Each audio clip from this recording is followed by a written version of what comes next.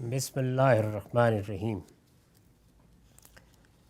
عن ارباز ابن ساریہ قال صلی لنا رسول اللہ صلی اللہ علیہ وسلم صلی لنا رسول اللہ صلی اللہ علیہ وسلم الفجر ذات یوم ثم اقبل علینا فوعظنا موعظۃ بلیغہ ظرفت لها الأعین ووجلت منها القلوب قلنا او قالوا یا رسول اللہ کأن هذه موعظۃ مودع فأوصنا قال قد ترکتکم علی البیضاء لیلها كنهارها لا یزیغ عنها بعدی الا هالک اوصیکم بتقوی اللہ والسمع والطاعة لمن واللہ اللہ امرکم وإن كان عبدا حبشیا مجدا فإنما المؤمن كالجمل الأنف حيثما كيد انقاد فإنه من يعش منكم يرى بعد اختلافا كثيرا فعليكم بسنتي وسنة الخلفاء الراشدين المهديين تمسكوا بها وعضوا عليها بالنواجذ وإياكم ومحدثات الأمور فإن كل محدثة بدعة وإن كل بدعة ضلالة۔ ارباز بن ساریہ رضی اللہ عنہ بیان کرتے ہیں کہ رسول اللہ صلی اللہ علیہ وسلم نے ایک دن ہمیں فجر کی نماز پڑھائی، پھر ہماری طرف متوجہ ہوئے اور ایسا مؤثر واعظ فرمایا کہ اس سے آنکھیں بہہ نکلیں اور دل کانپ اٹھے۔ ہم نے یہ بیان کیا کہ لوگوں نے عرض کیا یا رسول اللہ یہ تو گویا کسی رخصت ہونے والے کا واعظ ہے، لہٰذا ہمیں وصیت کیجیے۔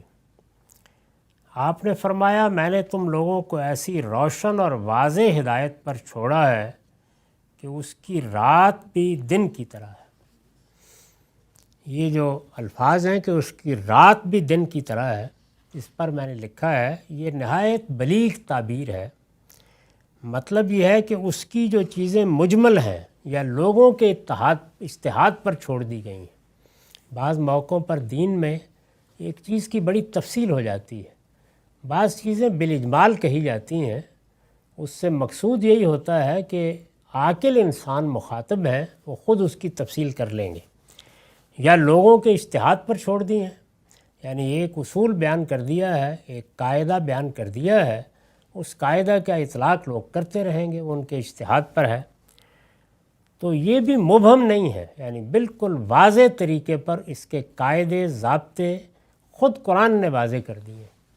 اجمال کی تفصیل کس طرح کرنی ہے، اجتہادی اطلاقات کس طرح کرنے ہیں، یہ نہ صرف یہ کہ قرآن نے خود کر کے دکھایا ہے بلکہ رسول اللہ صلی اللہ علیہ وسلم نے بھی اس کی تعلیم دی ہے۔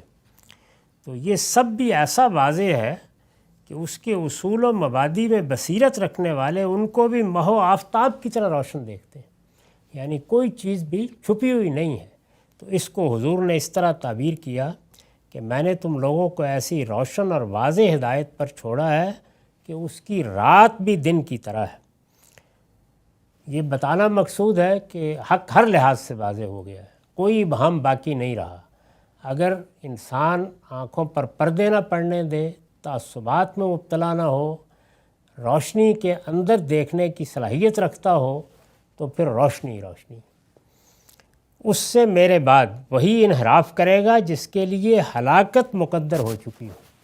یعنی یہ بتا دیا گیا کہ بات میں کوئی ابہام نہیں۔ بہت سے لوگ ہیں نا کہ وہ اختلافات کو دیکھ کر کہتے ہیں کہ بات واضح نہیں، کہاں جائیں، کس طرف عمل کریں۔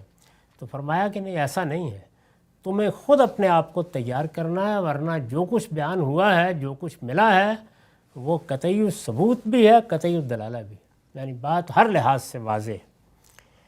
اس پر بھی میں نے حاشیہ لکھا ہے، یعنی خدا کے اس قانون کے مطابق ہلاکت مقدر ہو چکی ہو جو اس نے لوگوں کی ہدایت و ضلالت کے لیے مقرر کر رکھا ہے۔ یہ جو فرمایا نا کہ وہی لوگ اس سے انحراف کریں گے جن کے لیے ہلاکت مقدر ہو چکی۔ تو ہلاکت کن کے لیے مقدر ہوتی ہے؟ تو یہ اللہ کے قانون کی طرف اشارہ ہے، جس کے مطابق ہدایت صرف انہی کو ملتی ہے جو ہر طرح کے تعصبات سے بالا تر ہو کر علم و عقل کی روشنی میں فیصلے کرتے اور ہدایت کے سچے طالب ہوتے ہیں۔ یہ ہدایت ملتی ان کو ہے۔ جو ہدایت کے سچے طالب نہیں ہیں، اپنے تعصبات کی تائید میں چیزوں کو دیکھتے ہیں، ان کو ہدایت نہیں ملتی۔ تو اس لیے یہ فرمایا کہ اگر راستہ دیکھنا چاہو گے تو میری ہدایت واضح ہے، اس کی رات بھی دن کی طرح ہے، یعنی جو چیزیں مجمل ہیں یا جو اجتہاد پر چھوڑ دی گئی ہیں وہ بھی روشنی میں پڑی ہوئی ہیں۔ اگر تم صحیح طریقے سے غور کرو گے تو کوئی ادنا تردد بھی پیش نہیں آئے گا۔ میں تمہیں اللہ سے ڈرتے رہنے اور ہر اس شخص کے ساتھ سم و طاعت کا رویہ اختیار کرنے کی وصیت کرتا ہوں جسے اللہ تمہارا حکمران بنا دے، اگرچہ وہ کوئی نک کٹا حبشی ہی کیوں نہ ہو۔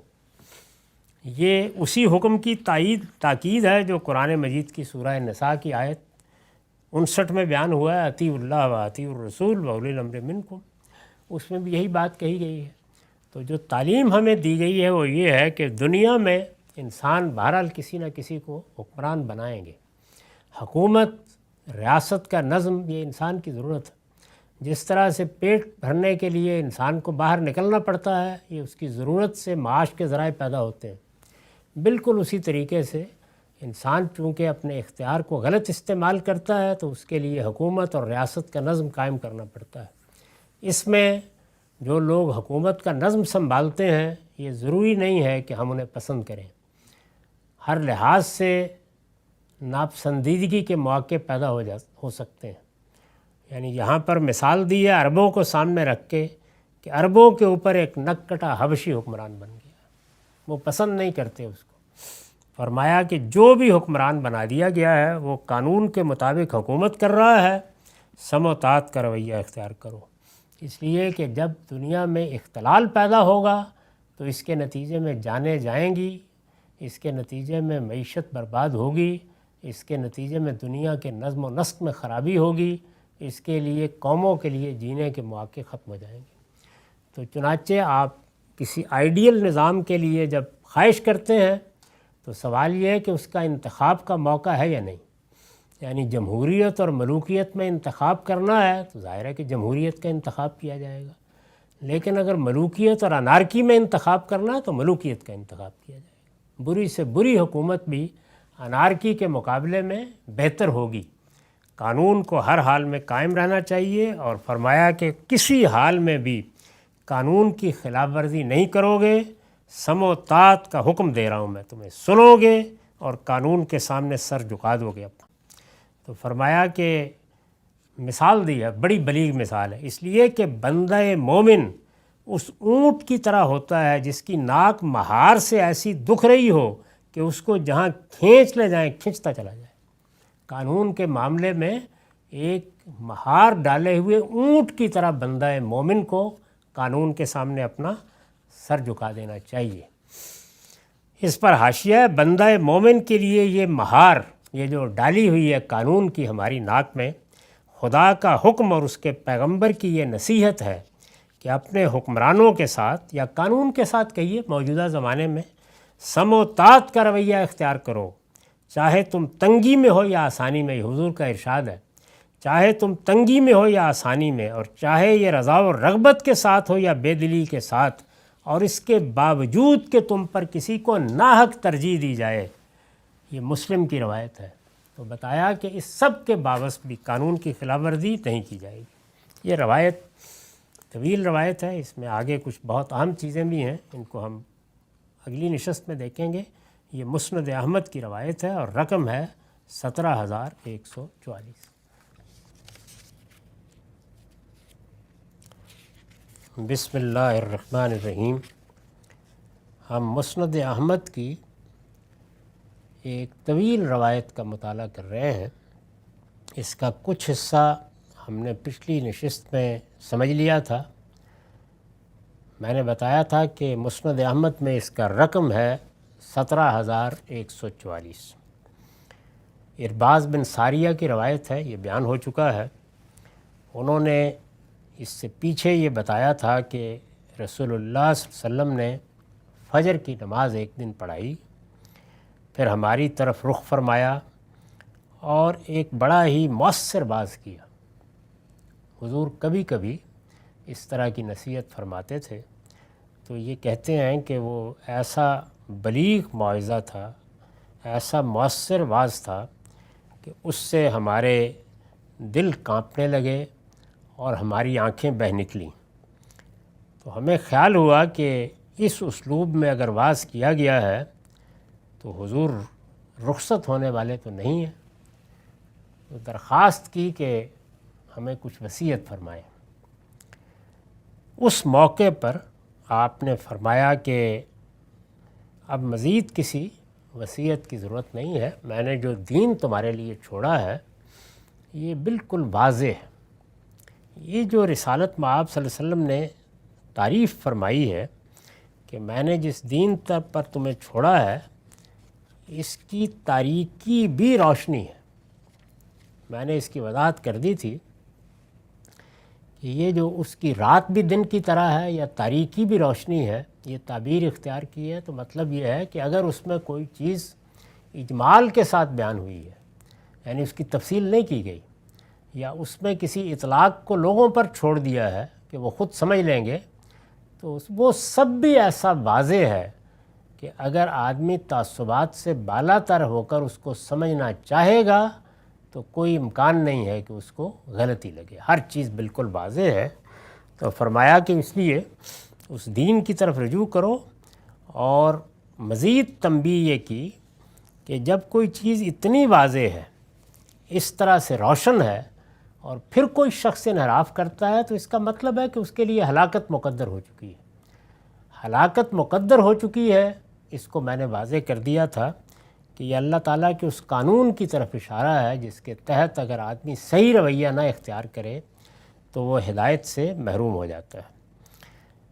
اس کے بعد آپ نے اور باتیں بھی کی ہوں گی، ظاہر ہے کہ ساری باتیں یاد نہیں رہتی، تو جو راویوں کو یاد رہ گیا ہے وہ انہوں نے بیان کر دیا ہے۔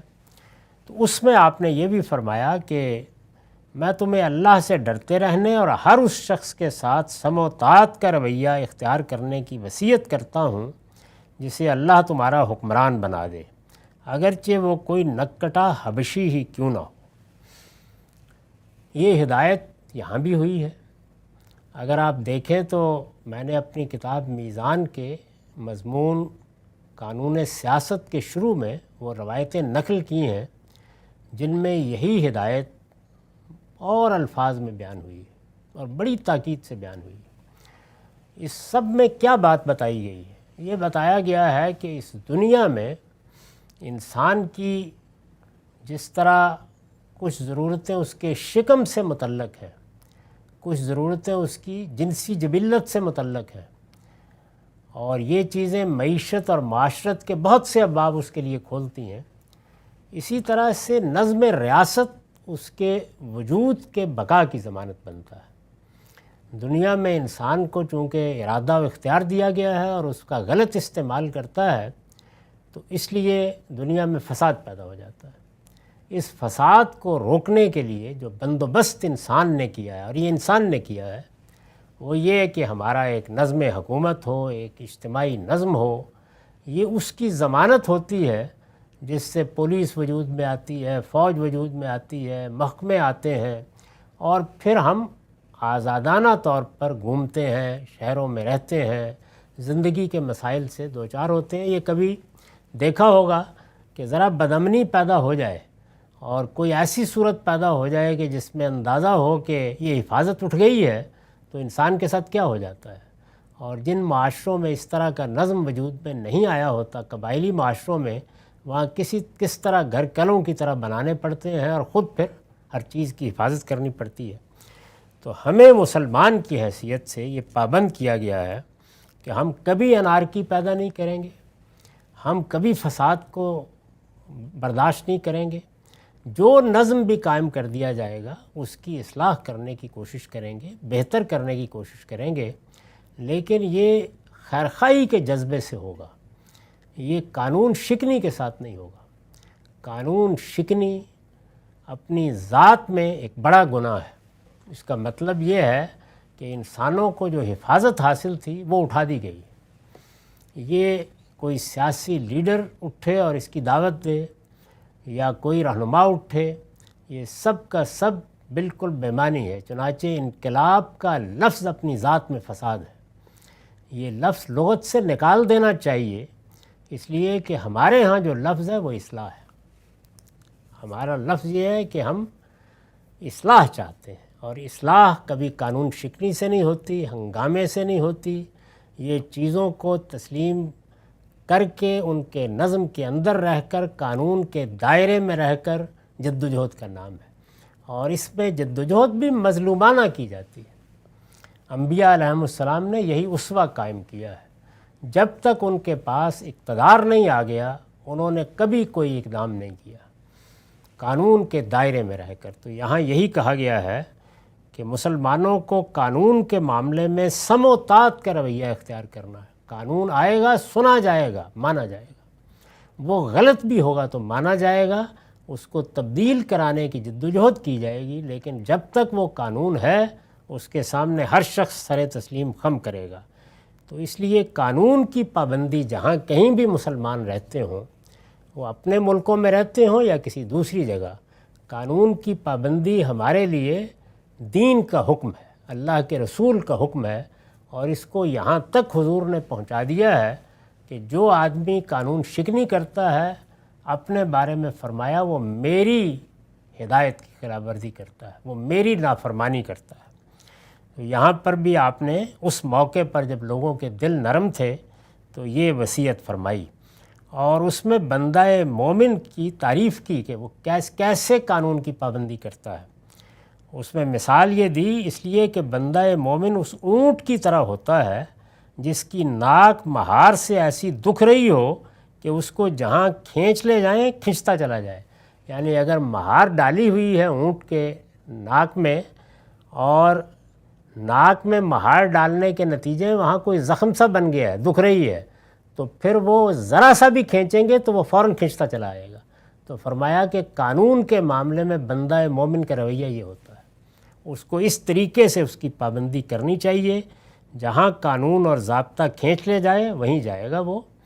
اس نے جو جد و جہد کرنی ہے، جو اعتراض کرنا ہے، جو اختلاف کرنا ہے، اس دائرے میں رہ کر کرے گا۔ وہ اگر قانون شکنی کرتا ہے تو لوگوں کی جان اور مال اور آبرو کو خطرے میں ڈالے گا، اور اس طرح مجرم قرار پائے گا، اور اللہ کے رسول کا نافرمان بھی ہوگا۔ اس کے بعد یہ فرمایا کہ تم میرے بعد اب کیا صورت دیکھو گے، اس میں کن چیزوں کو ملحوظ رکھو گے، میرے خلفائے راشدین تمہیں کیا ہدایت دیں گے۔ یہ اس کے بعد اس روایت میں کہا ہے، اس کا ہم اگلی نشست میں مطالعہ کریں گے، یہ بحث ابھی جاری ہے۔ وآخر دعوانا الحمدللہ رب العالمین۔ بسم اللہ الرحمن الرحیم۔ یہ مسند احمد کی ایک طویل روایت ہے، جس کا رقم 17,144 ہے۔ اس کا ایک بڑا حصہ ہم پڑھ چکے ہیں۔ روایت کے آخر میں رسالت مآب صلی اللہ علیہ وسلم نے بعض مزید چیزوں کی طرف توجہ دلائی ہے۔ اس میں جو آخری بات کہی گئی تھی، اور جس میں نے یہ عرض کیا تھا کہ بہت قابل توجہ چیزیں ہیں، وہ یہ کہ جو نظم بھی دنیا میں ریاست کا قائم ہوتا ہے، یہ پیدا تو انسان کی ضرورت سے ہوا ہے، یعنی کوئی الہی حکم نہیں ہے۔ انسان اس کے بغیر بھی زندگی بسر کرتے رہے ہیں، جنگلوں میں، قبائل میں، یہ ان کی مرضی ہے، لیکن جس وقت وہ تمدنی زندگی اختیار کرتے ہیں تو ریاست یا نظم ریاست کی ضرورت پیدا ہو جاتی ہے۔ ضرورت بالکل ایسے ہی جیسے کہ پیٹ لگا ہوا ہے تو معاشی جدوجہد کی ضرورت پیدا ہو جاتی ہے، یعنی اس کے لیے کسی خدائی حکم کی ضرورت نہیں ہے۔ ہر شخص کو یہ ضرورت لاحق ہوتی ہے، وہ اپنے لیے روٹی کا سامان کرنا چاہتا ہے، اپنی ضروریات کو پورا کرنا چاہتا ہے، تو بہرحال کس کا دل نہیں چاہتا کہ اطمینان سے بیٹھ کر چائے کا کپ پیے اور سوئے، یا کچھ پڑھے لکھے آرام کرے۔ نکلتا ہے باہر، جدوجہد کرتا ہے، سفر کرتا ہے، دوسری جگہوں پر جاتا ہے۔ یہ ساری مشقت اس لیے اٹھائی جاتی ہے کہ اسے اپنی ضروریات پوری کرنی ہوتی ہیں۔ بالکل اسی طرح سے انسان کو ارادہ و اختیار دیا گیا ہے، اس کا سوء استعمال ہوتا ہے، اس سے جرائم وجود میں آ جاتے ہیں۔ اس سب کو روکنے کے لیے اور اجتماعی زندگی کے مسائل کو حل کرنے کے لیے لوگوں نے ریاست کا نظم پیدا کیا ہے۔ یہ انسانی ضرورتوں سے پیدا ہوا ہے۔ لیکن یہ جب پیدا ہو جاتا ہے تو جس چیز کو ہدف بناتا ہے وہ کیا ہے؟ فساد، اختلال۔ اس کی بنیادی ذمہ داری یہی ہے۔ یعنی باقی جتنی چیزیں ہیں ان میں سے بہت استحباب کی چیزیں ہیں، یعنی کریں ٹھیک ہے، نہ کریں تب بھی فرق نہیں پڑتا، لیکن امن قائم کرنا، لوگوں کو جرم سے باز رکھنا، لوگوں کو بدامنی سے محفوظ رکھنا، اختلال سے محفوظ رکھنا، سوسائٹی میں نظم قائم رہے اور لوگ اپنے اپنے طریقے پر آزادانہ جد و جہد کر سکیں۔ حکومت یا ریاست اس لیے وجود میں آئی، یہ اس کا بنیادی مقصد ہے۔ یعنی اس کو پورا کرنے کے بعد وہ 10 چیزیں اور کرے، لیکن اگر یہ نہیں کر پا رہی تو پھر وہ کوئی ریاست نہیں ہے، یعنی اس کی ضرورت ہی ختم ہو جاتی ہے، اس کی بنیاد ہی اس پر رکھی گئی ہے۔ اس کے بعد جب یہ انسان یہ ضرورت پوری کرتا ہے تو جیسے وہ معاش کی جدوجہد کے لیے نکلتا ہے تو پھر اللہ کا دین بتاتا ہے کہ اس میں کن اخلاقی اصولوں کا خیال رکھنا ہے۔ اسی طرح ریاست اور خلافت جو بھی کہیے، وہ پیدا تو اللہ تعالیٰ نے جو انسان کے اندر ضروریات رکھی ہیں ان سے ہے، پیدا ہوئی ہے، لیکن جب وہ وجود پذیر ہو جاتی ہے تو پھر اسلام کا حکم یہ ہے کہ اس میں آپ اگر ہم دین کے ماننے والے ہیں تو کوئی اختلال پیدا نہ کریں۔ اس لیے انقلاب کا لفظ ہی اسلام کے لغت کے لیے، انبیاء کی ہدایت کے لیے ایک اجنبی لفظ ہے، اس کا کوئی تصور نہیں ہے۔ کوئی اختلال، کوئی قانون شکنی نہیں ہونی چاہیے۔ جو کچھ بھی تبدیلی لانی ہے اس کا ایک ہی طریقہ، اور وہ یہ کہ وہ لوگوں کے ذہنوں کو تبدیل کر کے لائی جائے گی۔ اس کے لیے پرامن ذرائع اختیار کیے جائیں گے، اس کے لیے قانون کے حدود کو ملحوظ رکھا جائے گا۔ نظم میں اختلال پیدا کرنا یا لوگوں کے جان و مال کو خطرے میں ڈالنا، ان کے راستے بند کرنا، ان کے لیے تکلیف کا باعث بننا، ان کے لیے آزار کا باعث بننا، یہ چیز ناقابل قبول ہے ہمارے دین میں۔ تو اس لیے رسول اللہ صلی اللہ علیہ وسلم نے پابند کر دیا ہے ہم مسلمانوں کو، اور اس میں یہ مثال دی ہے کہ بندہ مومن کو حکومت اور قانون کے معاملے میں اس اونٹ کی طرح ہونا چاہیے جس کی ناک دکھ رہی اور اس پہ مہر ڈالی گئی ہے۔ یعنی وہ ادنا درجے میں بھی کسی خلاف ورزی یا سرکشی کا تصور نہیں کرتا، بلکہ جس طرف کھینچا جائے جاتا ہے، جس طرف کھینچا جائے یعنی قانون کی پابندی میں، قاعدے کی پابندی میں۔ اور اس میں پھر بعض دوسری جگہوں پر یہ فرمایا کہ چاہے تم تنگی میں ہو، آسانی میں ہو، رغبت کے ساتھ یہ کرو، رضا کے ساتھ کرو، بے دلی کے ساتھ کرو، تمہارے حقوق نہ دیے جائیں، قانون شکنی نہیں کرو گے، یہ پابند ہو تم اس بات کے، کیونکہ انسانی جانیں تمہاری ان سب چیزوں سے بالا تر ہیں، ان کو خطرے میں نہیں ڈالا جا سکتا۔ تو جو کچھ کرنا ہے وہ پرامن ذرائع سے ہوگا۔ اسی لیے جب دنیا نے یہ طریقہ ایجاد کر لیا کہ سیاسی نزاعات کا فیصلہ پرامن طریقے سے ہو جائے گا، یعنی یہ جمہوریت کیا ہے، یہ کچھ بھی نہیں ہے۔ لوگ اس میں بےمانی بحثیں کرتے ہیں کہ لوگوں کو اقتدار منتقل ہو گیا ہے، یہ لوگوں کی حکومت ہے، کچھ بھی نہیں۔ اللہ تعالیٰ اس دنیا کے اندر نظم حکومت کو چلانے کے لیے جو لیڈرشپ پیدا کرتا ہے، ظاہر ہے اس میں نزاع ہوگی، میں ذمہ داری سنبھالوں گا یا آپ، اس نزاع کا فیصلہ پہلے پانی پت کے میدان میں ہوتا تھا، اب اس کو ہم پرامن طریقے سے کر لیتے ہیں۔ تو اصلاً یہ اس قانون پر قائم ہے۔ تو پرامن طریقے سے فیصلے کے لیے جو ضابطہ اختیار کیا گیا ہے وہ اسی لیے بہت قابل قبول اور بہت پسندیدہ ہے کہ خود ہمارے دین کی تعلیم بھی یہی ہے کہ لوگوں کو کسی حال میں خطرے میں نہ ڈالا جائے۔ تو یہ تو وہ بات تھی جو اس سے پیچھے بیان ہو گئی، اس میں کچھ مزید وضاحت میں نے کر دی۔ اب حضور نے اسی موقع پر مزید کیا کہا، سو متنبہ رہو، تم میں سے جو بھی میرے بعد زندہ رہے گا بڑے اختلافات دیکھے گا۔ یعنی اپنے بات کے بارے میں آپ نے فرمایا کہ میری شخصیت کی وجہ سے یہ چیز ایک ادنا درجے میں تمام بڑے لیڈر، رہنما جو دنیا میں پیدا ہوتے ہیں ان سے بھی ہو جاتی ہے، یعنی وہ ایک طرح کی وحدت کا ذریعہ بن جاتے ہیں، لوگوں کو ان پہ اعتماد ہوتا ہے، چنانچہ پارٹیاں، جماعتیں، برادری، قومیں ایک بڑی لیڈرشپ کے تحت بالعموم افتراق میں مبتلا نہیں ہوتی۔ تو رسالت مآب صلی اللہ علیہ وسلم، اللہ کا آخری پیغمبر، تو آپ کے زمانے میں تو آپ کی شخصیت نزاعات سے بالا تر کر دیتی تھی سوسائٹی کو، لیکن آپ نے فرمایا کہ میرے بعد اختلافات ہوں گے۔ میں نے لکھا چنانچہ یہی ہوا، اور یہ اختلافات نبی صلی اللہ علیہ وسلم کے دنیا سے رخصت ہوتے ہی سامنے آ گئے. یعنی جیسے ہی حضور دنیا سے رخصت ہوئے تو یہ معلوم ہے آپ کو کہ سقیفہ بنی ساعدہ میں قریش کے اور انصار کے مابین اختلاف ہوا، نمٹا لیا گیا، آسانی سے حل نکال لیا گیا، بڑے جمہوری طریقے سے نکالا گیا، لیکن ہوا. ان کی ابتدا یعنی ان اختلافات کی ابتدا اگرچہ سیاسی نوعیت کے بعض اختلافات سے ہوئی، مگر زیادہ عرصہ نہیں گزرا کہ انہوں نے مذہبی اختلافات کی صورت اختیار کر لی. یعنی اگر دیکھیں تو ہماری تاریخ میں یہ جو حضور نے فرمایا تھا کہ میرے بعد جلد اختلافات پیدا ہو جائیں گے، تو ابتدا مذہبی اختلافات سے نہیں ہوئی، ابتدا سیاسی اختلافات سے ہوئی. یعنی کچھ سیاسی فیصلے تھے کہ جن سے ایک گروہ کو دوسرے گروہ سے اختلاف ہوا، بڑے بڑے گروہوں میں اختلاف ہوا، تو سیاسی اختلافات نے آہستہ آہستہ مذہبی اختلافات کی صورت اختیار کر لی. یہ کیسے ہوتا ہے؟ ظاہر ہے کہ سیاسی اختلافات ہیں، مسلمانوں کے درمیان میں ہے، اب کسی نہ کسی کو اس کے ساتھ مذہب کا کچھ پیوند لگانے کی ضرورت پیش آ جائے گی.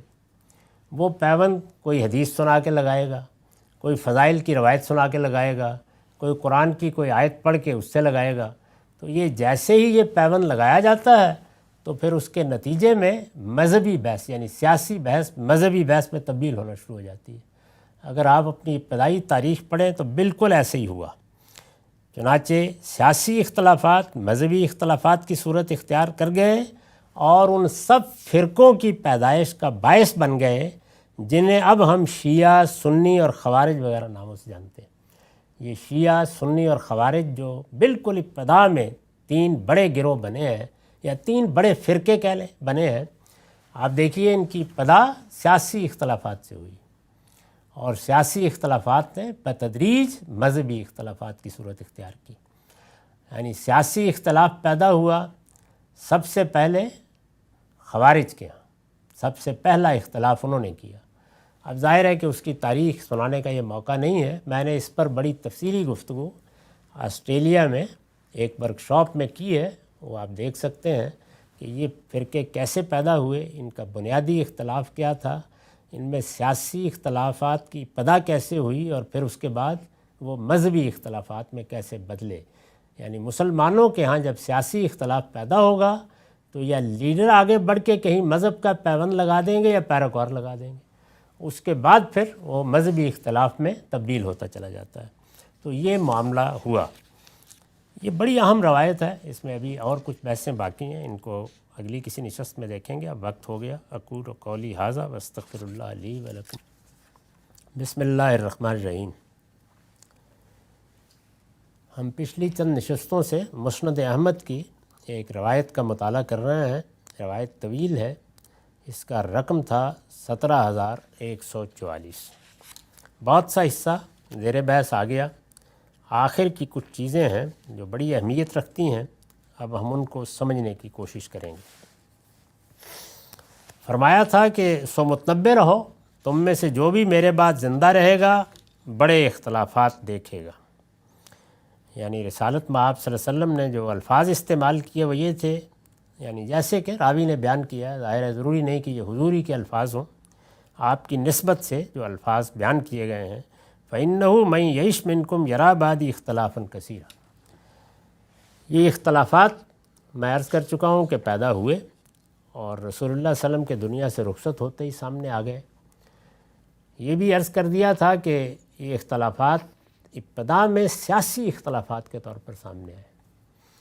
سیاسی اختلافات نے زیادہ عرصہ نہیں گزرا کہ مذہبی اختلافات کی صورت اختیار کر لی، اور جن قوموں میں مذہب کی اس نوعیت کی برتری ہوتی ہے وہاں یہ لازمی نتیجہ ہے. آپ مسیحیت کی تاریخ پڑھیں تو وہاں بھی یہ ہے، سیاسی اختلافات سے بات شروع ہوئی. خوارج ایک سیاسی اختلاف کے نتیجے میں اٹھے، اہل تشیع کا گروہ ایک سیاسی اختلاف کے نتیجے میں وجود پذیر ہوا، لیکن پھر اس کے بعد جب اس کے ساتھ کچھ مذہب کا پیوند لگایا جاتا ہے تو وہ مذہبی اختلافات میں بدلنا شروع ہو جاتا ہے، اور لگاتے ہیں سب مذہبی لوگ. تو خیر اس پر میں تفصیل سے گفتگو کر چکا ہوں.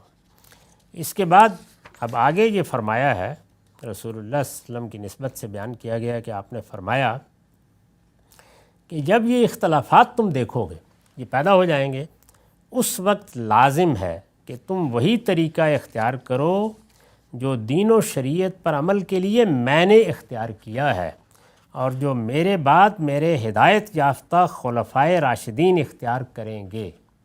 یعنی ان اختلافات میں ایک مسلمان اگر صحیح راستے پر قائم رہنا چاہتا ہے تو آپ نے فرمایا کہ میرا طریقہ اور میرے خلفائے راشدین کا طریقہ اختیار کرو۔ اس میں لفظ استعمال ہو گیا سنت کا، الفاظ ہیں فعلیکم بسنتی و سنت الخلفاء الراشدین المہدیین تمسکوا بہا وعضوا علیہا بالنواجذ۔ یعنی حضور نے فرمایا کہ تم وہی طریقہ اختیار کرو جو دین و شریعت پر عمل کے لیے میں نے اختیار کیا ہے اور جو میرے بعد ہدایت یافتہ خلفائے راشدین اختیار کریں گے، تم اس کو مضبوطی سے تھامنا اور دانتوں سے پکڑے رکھنا۔ یعنی یہ تعلیم فرمائی۔ تو اس میں ظاہر لفظ سنت آیا ہے، یہ یہاں اصطلاحی مفہوم میں نہیں ہے۔ یہ جو اصطلاحی مفہوم سنت کا ہمارے ہاں اختیار کر لیا گیا ہے، ہمارے علم نے اختیار کیا ہے اور میں نے بھی اس کو اختیار کیے رکھا ہے، یہ اصطلاحی مفہوم میں رسول اللہ کے زمانے میں اس طرح استعمال نہیں ہوتا تھا، بلکہ عربی زبان کا ایک عام لفظ ہے، اس چیز کے لیے بھی استعمال ہوتا ہے جس کے لیے ہم اس کو اب ایک اصطلاح کے طور پر استعمال کرتے ہیں، اور جیسے یہ لفظ بولا جاتا ہے میرا طریقہ، میرا طرز عمل، اس کے لغوی معنی وہی ہیں، تو یہ اپنے لغوی مفہوم میں بھی استعمال ہوتا ہے۔ اس میں ایک بڑی غلطی یہ ہوتی ہے خاص طور پر قرآن کو سمجھنے میں، حدیثوں کو سمجھنے میں، کہ جب ایک لفظ اصطلاح بن جاتا ہے تو لوگ خیال کرتے ہیں کہ وہ ہر جگہ اسی طرح استعمال ہوگا۔ لفظ رسول کو دیکھ لیجئے، قرآن مجید میں جبریل کے لیے رسول کریم کے الفاظ استعمال ہو گئے، ظاہر اصطلاحی مفہوم میں نہیں ہوئے۔ بنی اسرائیل کے تمام انبیاء کو رسول کے لفظ سے ادا کر دیا، یعنی فرستادے، اللہ کے بھیجے ہوئے، اصطلاحی مفہوم میں استعمال نہیں ہوا۔ ایسے ہی لفظ بدعت کو دیکھیے، وہ بہت سی روایتوں کے اندر نئی چیز کے لیے استعمال ہوا ہے، اصطلاحی مفہوم میں استعمال نہیں ہوا۔ تو سنت کا لفظ بھی قرآن مجید میں سنت کا لفظ اللہ تعالیٰ کے طریقے کے لیے آیا ہے، یعنی بالکل دوسرے مفہوم میں، جس میں کہا گیا ہے کہ وَلَن تَجِدَ لِسُنَّتِ اللَّهِ تَبْدِيلًا، تو سنت طریقہ، طرز عمل، یہاں پر بھی یہ لفظ اصطلاح کے طور پر نہیں آیا، اس کو لوگوں نے اصطلاح کے طور پر لے لیا اور ایک بڑی بحث پیدا کر دی کہ کیا پھر مسلمانوں کے لیے خلفائے راشدین کی سنت پر عمل کرنا بھی ضروری ہے؟ یعنی گویا خدا کے پیغمبر کی اس سنت کے مقابل میں جس میں ہم اصطلاح میں اس کو استعمال کرتے ہیں، جس میں دین دیا گیا ہے، ایک اور چیز دین کا ماخذ بنانے کی صحیح شروع ہو گئی، تو اس لیے یہ وضاحت ضروری تھی۔ میں نے لکھا ہے اصل میں لفظ سنت آیا ہے اور جس سیاق و سباق میں آیا ہے اس سے واضح ہے کہ یہ یہاں بطور اصطلاح نہیں بلکہ لغوی مفہوم میں استعمال ہوا ہے، یعنی طریقے اور طرز عمل کے معنی میں، یعنی وہ طریقہ اور طرز عمل جو برابر اختیار کیے رکھا جائے اس کو سنت کہتے ہیں۔ یہاں اس سے مراد، یعنی یہاں کیا مراد ہے اس سے؟ یہاں اس سے مراد وہ طرز عمل ہے جو رسول اللہ صلی اللہ علیہ وسلم نے اپنے حین حیات مسلمانوں کے اجتماعی معاملات سے متعلق دین و شریعت کی ہدایات پر عمل کے لیے اختیار فرمایا۔ یعنی یہاں زیر بحث مسئلہ یہ ہے، جب سیاق میں رکھ کے دیکھیں کہ لوگوں کے ہاں اختلافات ہوں گے، سیاسی اختلافات پیدا ہوں گے، ایک اختلال پیدا ہوگا، تو حضور کی ایک حیثیت تو یہ ہے کہ جس میں آپ نے اللہ کے پیغمبر کی حیثیت سے ہمیں دین دیا، دین کی کوئی شرح و وضاحت فرمائی۔ ایک دوسری حیثیت یہ تھی کہ مسلمانوں کا جو اجتماعی نظم پیدا ہوا، آپ اس کے حکمران بھی تھے، یعنی پہلے حکمران۔ یہ جو آپ کی حیثیت ہے، اس میں آپ نے یعنی حکمران کی حیثیت سے کیا طرز عمل اختیار کیا؟ مسلمانوں کے سیاسی نظم کو قائم رکھنے کے لیے، اسے قانون کے مطابق چلانے کے لیے آپ نے کیا طرز عمل اختیار کیا؟ یہ زیر بحث ہے یہاں پہ۔ تو میری سنت سے مراد وہ طرز عمل ہے جو رسول اللہ صلی اللہ علیہ وسلم نے مسلمانوں کے نظم اجتماعی کو ایک حکمران کی حیثیت سے قائم رکھنے کے لیے اختیار فرمایا، اور ظاہر ہے کہ آپ دین اور شریعت لے کر آئے تھے، تو اس کا ربط آپ نے کیسے قائم کیا سوسائٹی کے ساتھ اور لوگوں کے ساتھ اور وقت کے قانون کے ساتھ، اس کو یہاں کہا گیا ہے میری سنت۔ پھر یہی نہیں، اس طرح کے معاملات میں اس خوبی کے ساتھ ان کی قیادت بھی فرمائی، یعنی سیاسی معاملات میں قیادت بھی فرمائی کہ ان کی جمعیت میں کسی موقع پر کوئی انتشار پیدا نہیں ہونے دیا۔ یعنی رسول اللہ صلی اللہ علیہ وسلم نے نہ صرف یہ کہ مسلمانوں کو ایک جھنڈے تلے جمع کیے رکھا، آپ کی قیادت میں وہ بڑے بڑے مارکے انجام دینے کے قابل ہوئے، اور ان مارکوں کو انجام دینے ہی کے قابل نہیں ہوئے، بلکہ ان کی جمعیت میں ایک خاص طرح کا نظم، ایک خاص طرح کی قانون کے ساتھ وابستگی پیدا ہوئی، اور مخالفتوں کے ہجوم میں بھی اور اندر اور باہر کی سازشوں کے باوجود وہ نظم اختلال میں نہیں جا سکا۔ تو یہ حضور کی قیادت تھی بحیثیت ایک قائد اور رہنما کے۔ یہ پیغمبری کا منصب ایک الگ چیز ہے بالکل۔ تو اس میں جو طریقہ آپ نے اختیار کیا اور جس طرح آپ نے کوئی انتشار پیدا نہیں ہونے دیا، اس کی طرف اشارہ کیا ہے۔ یعنی جب پہلا جملہ یہ کہا کہ میرے بعد اختلافات دیکھو گے، تو بتایا کہ پھر اس وقت دیکھنا کہ میں نے اختلافات جب پیدا ہوئے یا ہو سکتے تھے تو کیا طریقے اختیار کیے۔ عبداللہ بن ابی اور بعض دوسرے منافقین کی طرف سے اٹھائے جانے والے فتنوں، خاص کر واقعہ افک کے موقع پر آپ کا طرز عمل اس کی نمایاں مثال ہے۔ اب یہ جو واقعات ہوئے ہیں، بہت واقعات ہیں۔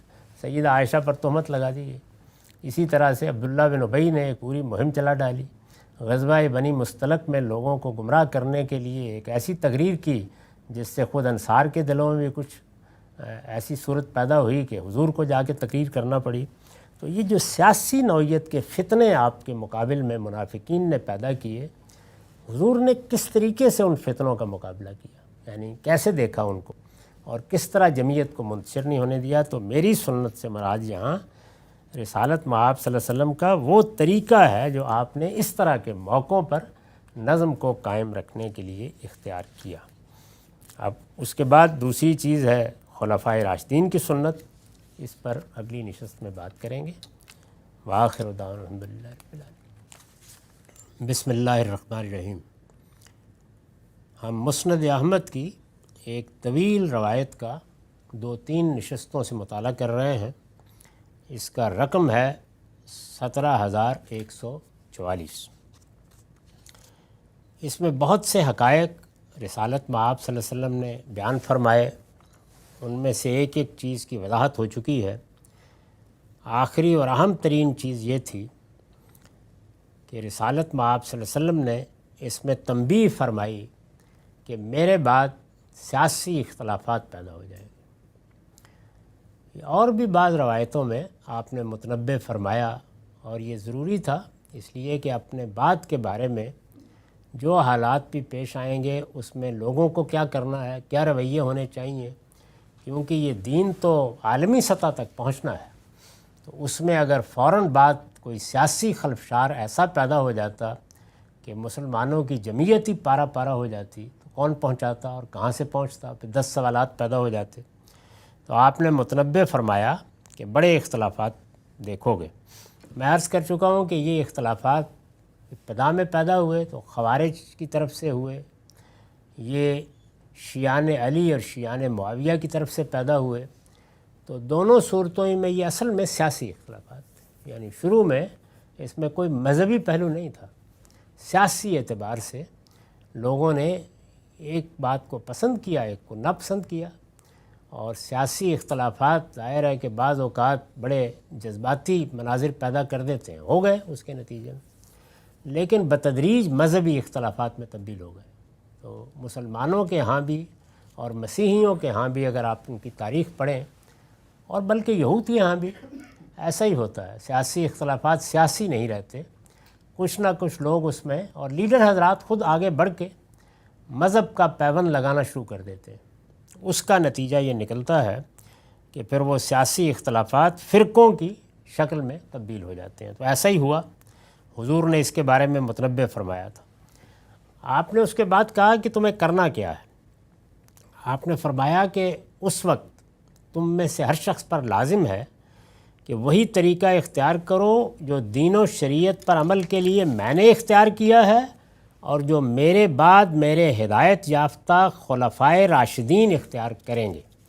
اس میں جو الفاظ تھے آپ کے وہ یہ تھے کہ فَعَلَيْكُمْ بِسُنَّتِي وَسُنَّتِ الْخُلَفَاءِ الرَّاشِدِينَ الْمَهْدِيِّينَ تَمَسَّكُوا بِهَا وَعَضُّوا عَلَيْهَا بِالنَّوَاجِذِ۔ یعنی اس وقت تم میرے طریقے کو اور میرے خلفائے راشدین کے طریقے کو مضبوطی سے پکڑنا۔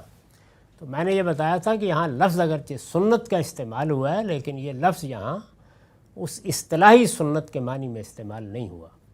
عربی زبان کے جو الفاظ ہیں ان کا اصطلاحی مفہوم بہت بعد میں اس طرح متعین ہوا ہے۔ قرآن مجید کے زمانے میں یہ لفظ اس اصطلاحی مفہوم میں بھی استعمال ہوا، لیکن اس کے ساتھ جیسے ہم بولتے ہیں میرا طریقہ یہ ہے، میرا طرز عمل یہ ہے، میری روش یہ ہے، تو اس معنی میں بھی، یہاں تک کہ قرآن مجید میں یہ لفظ سنت اللہ استعمال ہوا ہے، یعنی اللہ کا طریقہ، اللہ کا طرز عمل، اللہ بندوں کے ساتھ کیا معاملہ کرتا ہے۔ تو یہاں پر بھی یہ استعمال ہوا ہے کہ میں نے یعنی رسول اللہ صلی اللہ علیہ وسلم نے اپنے حین حیات مسلمانوں کے یعنی صرف پیغمبری تو نہیں کی نا، اس کے ساتھ حکمران کی حیثیت سے، مسلمانوں کے رہنما کی حیثیت سے ان کی قیادت بھی کی ہے۔ تو اس میں کیا طریقہ اختیار کیا؟ فتنے پیدا ہوئے، منافقین کا فتنہ بڑا غیر معمولی تھا۔ عبداللہ بن ابی نے مختلف موقعوں پر بڑی نازک صورتحال پیدا کر دی۔ غزوہ بنی مصطلق میں تو جو کچھ ہوا اس میں اندیشہ تھا کہ انصار اور مہاجرین میں تلواریں نکل آتی۔ تو اس طرح کی صورتحال وقتاً فوقتاً پیدا ہوتی رہی۔ یہود نے بڑے فتنے پیدا کیے، وہ مدینے میں تھے، ان کے ساتھ معاہدات ہو گئے تھے، اور ایک شہر میں رہتے ہوئے جب ان معاہدات کی انہوں نے پہلے تو یعنی ظاہر میں تو کچھ پابندی کی، لیکن باطن میں پہلے دن ہی نہیں کی، اور پھر ظاہر میں بھی خلاف ورزیاں شروع کر دیں، تو اس سے اجتماعی زندگی یا نظم اجتماعی میں رسالت مآب صلی اللہ علیہ وسلم کو بڑے فتنوں کا مقابلہ کرنا پڑا ہے۔ ان فتنوں کی تفصیلات قرآن مجید میں موجود ہیں۔ منافقین نے وہ نوبت پہنچا دی کہ جس میں خود حضور کا اپنا گھرانہ ہدف بن گیا، ازواج مطہرات کے لیے کوششیں شروع ہو گئیں کہ کوئی اسکینڈل بنا دیا جائے۔ سیدہ کے بارے میں بھی جس طرح کے روایتوں میں تفصیلات آتی ہیں، ایک ایسی تہمت تراش دی گئی۔ تو یہ سب چیزیں ہوتی رہیں۔ اس موقع پر رسول اللہ نے جو طریقہ اختیار کیا، یعنی کیا رد عمل کی نفسیات میں مبتلا ہو گئے، کوئی ایسا اقدام کر ڈالا کہ جس نے ساری وحدت پارا پارا کر دی۔ یہ معلوم ہے کہ خود سیدہ کے بارے میں جب یہ تہمت کا معاملہ ہوا تو آپ نے کچھ بات کی کھڑے ہو کر مسجد میں توجہ دلانے کے لیے، تو اوس اور خزرج کے درمیان جس طرح کے کچھ بحث و مباحثے کی صورت پیدا ہو جاتی ہے وہ ہو گئی۔ یہ قبیلے تھے، یعنی وہ لوگ اپنی قبائلی حمیت میں صورتحال کا بعض اوقات اندازہ نہیں کر پاتے تھے۔ تو یہ جو صورتحال پیدا ہوئی، اس میں نے کیا رویہ اختیار کیا، تو آپ نے فرمایا کہ اس کی پیروی کرنا۔ یعنی وہ رویہ کیا تھا؟ صبر، تحمل، معاملے کا جائزہ لینا، فوری اقدام سے گریز کرنا، جذباتی اقدامات کرنے سے بچنا، چیز کو اس کے نتائج اور عواقب کے لحاظ سے دیکھنا۔ کوئی فتنہ پیدا کرنا ہو تو لیڈرشپ یا قیادت کی ذرا سی غلطی آگ بھڑکا دیتی ہے۔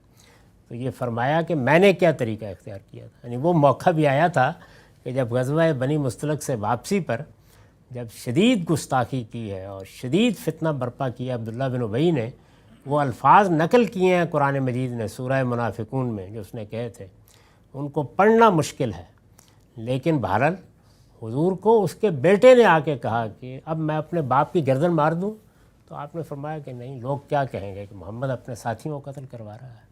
تو اس لیے ہر موقع پر ایک صبر، تحمل، اس سے کام لیا گیا۔ تو ایک یہ فرمایا کہ اس کا تم بھی خیال کرنا، کیونکہ جیسے ہی کسی معاملے میں، خاص طور پر سیاسی معاملے میں آستین چڑھا کے میدان میں آؤ گے، پھر جنگ ہی ہوگی، روکنا ممکن نہیں ہوتا۔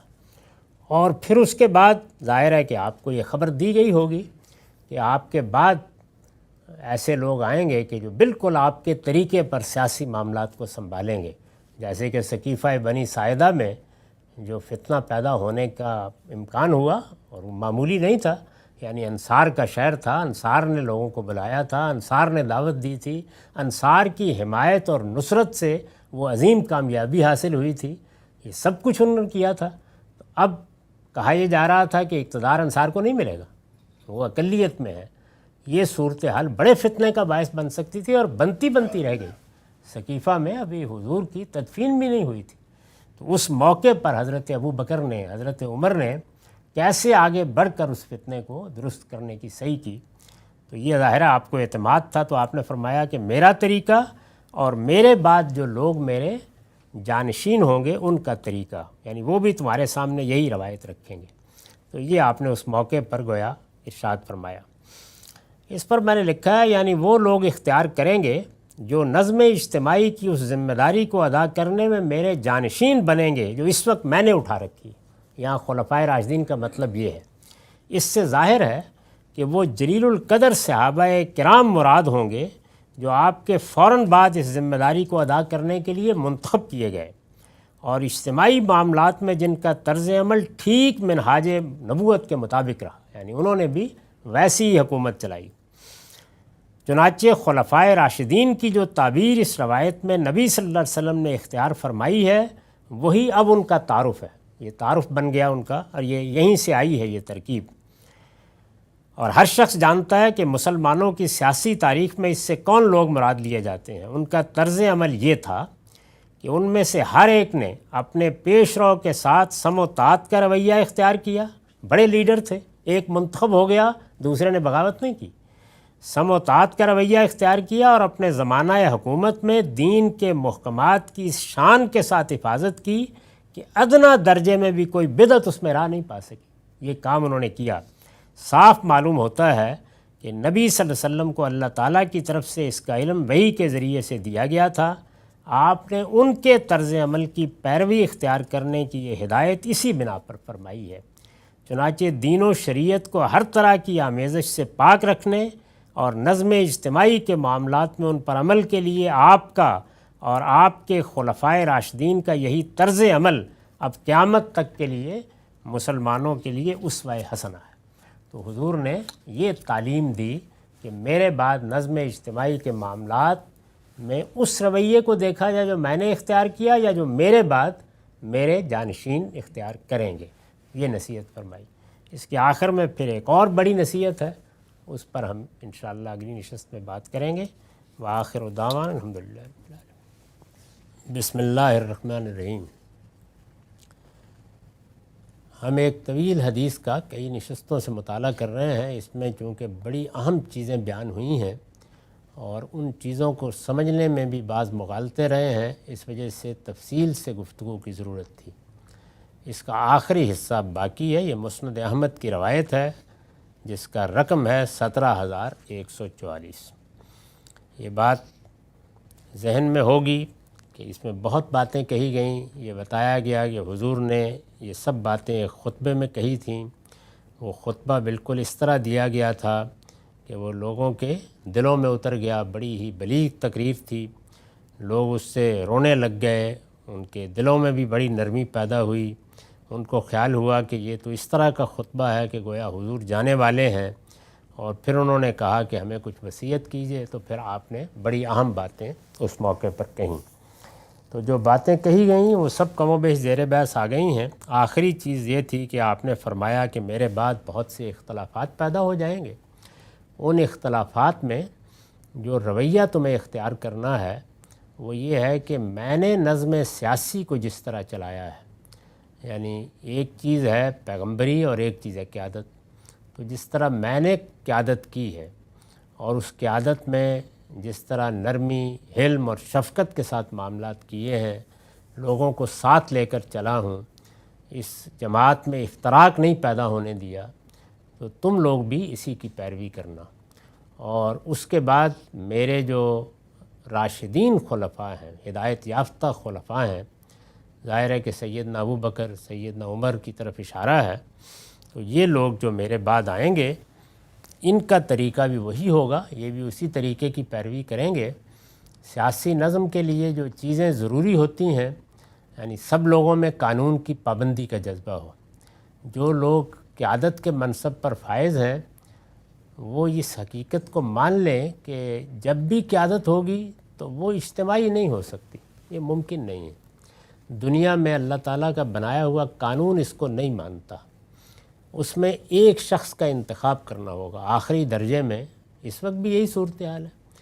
اس کو اجتماعی صورت دینے کے لیے کچھ اہتمام تو کیے گئے ہیں کہ آپ نے ارباب حل وقت کی ایک جماعت بنا دی، پارلیمنٹ بنا دی، آپ نے کابینہ بنا دی، لیکن یہ سب جو کچھ بھی ہے یہ معاونین ہی کا کردار ادا کرتا ہے قیادت کسی ایک جگہ ارتکاز کا تقاضا کرتی ہے، یہ ہو نہیں سکتا کہ اس کو پھیلا دیا جائے۔ تو یہ ہوگا، اب یہ ہوگا تو یہ تو ضروری نہیں ہے کہ بہت ہی ممتاز کوئی شخصیت ہر وقت موجود رہے، جیسے کہ رسالت مآب صلی اللہ علیہ وسلم کے بعد سیدنا صدیق کی شخصیت تھی، جن کے بارے میں سیدنا عمر نے کہا کہ تقطع العناقل ہے، ان کے سامنے سب گردنیں جھک جاتی تھیں۔ اسی کو آپ اپنے ہاں کی مثالوں سے سمجھ لیجئے، جو بڑی شخصیات پیدا ہوئی ہیں، جیسے ہمارے ملک کی جماعتوں میں مثلاً ذوالفقار علی صاحب بھٹو، مثلاً جماعت اسلامی میں مولانا سید اللہ صاحب مودودی، مثلاً مسلم لیگ میں قائد اعظم، مثلاً کانگریس میں مہاتما گاندھی یا جواہر لال، اس طرح کی جو بڑی شخصیات ہیں وہ ہر وقت موجود نہیں ہوتی۔ تو جب ہر وقت اس طرح کی شخصیات موجود نہیں ہوتی تو بعض اوقات 19-20 کے فرق کے ساتھ کسی ایک کا انتخاب کرنا ہوتا ہے۔ اس میں پھر جو باقی لوگ ہیں وہ اس حقیقت کو تسلیم کر کے سموتات کا رویہ اختیار کر لیں۔ تو یہ چیز دین کا بھی تقاضا ہے اور نظم بھی اسی سے قائم رہتا ہے۔ تو اس کی بڑی غیر معمولی مثالیں خلفائے راشدین نے پیش کی۔ یعنی اندازہ کیجئے کہ سیدنا عمر، سیدنا ابو عبیدہ بن الجراح، اسی طریقے سے سیدنا معاذ بن جبل، یہ بالکل برابر سرابر کے لوگ ہیں، کوئی فرق نہیں ہے خاص ان میں۔ صلاحیت کے لحاظ سے، قیادت کی خصوصیات کے لحاظ سے سیدنا ابو بکر تو چلیے سب سے ممتاز تھے، لیکن سیدنا ابو بکر کا انتخاب ہو گیا تو حضرت عمر جیسے غیر معمولی شخص نے اپنے آپ کو دوسری جگہ رکھ لیا اور وہ لافانی الفاظ کہے کہ ابو بکر کی موجودگی میں اگر مجھے انتخاب کیا جائے تو زمین کے پیٹ میرے لیے بہتر ہے۔ یہی سب سے بڑی چیز ہوتی ہے جو ایک بڑا آدمی اپنے آپ کو قیادت اور نظم کے اندر رکھ کر دکھاتا ہے۔ تو یہی چیز جو ہے یہ نظم کو قائم رکھتی ہے۔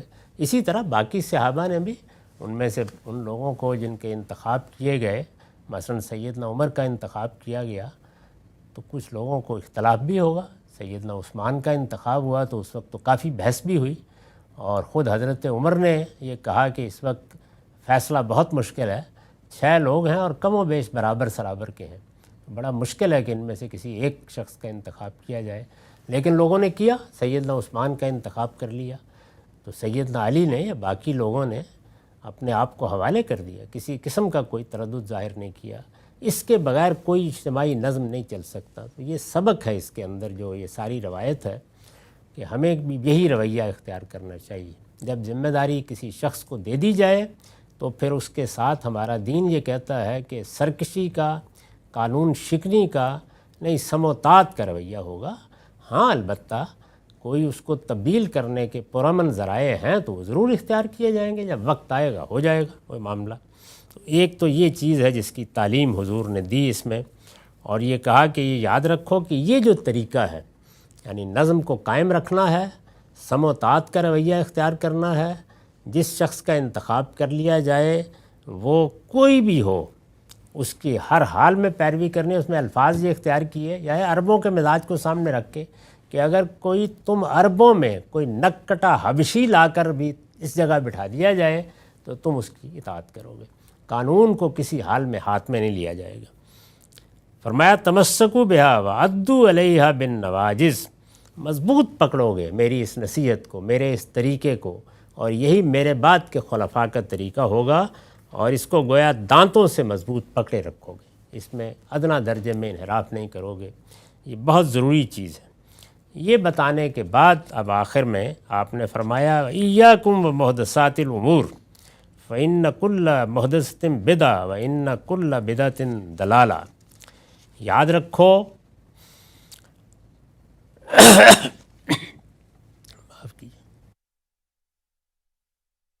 یاد رکھو دین میں جو نئی باتیں نکالی جائیں ان سے خبردار رہنا، اس لیے کہ اس طرح کی ہر نئی بات بدعت ہے اور ہر بدعت گمراہی ہے۔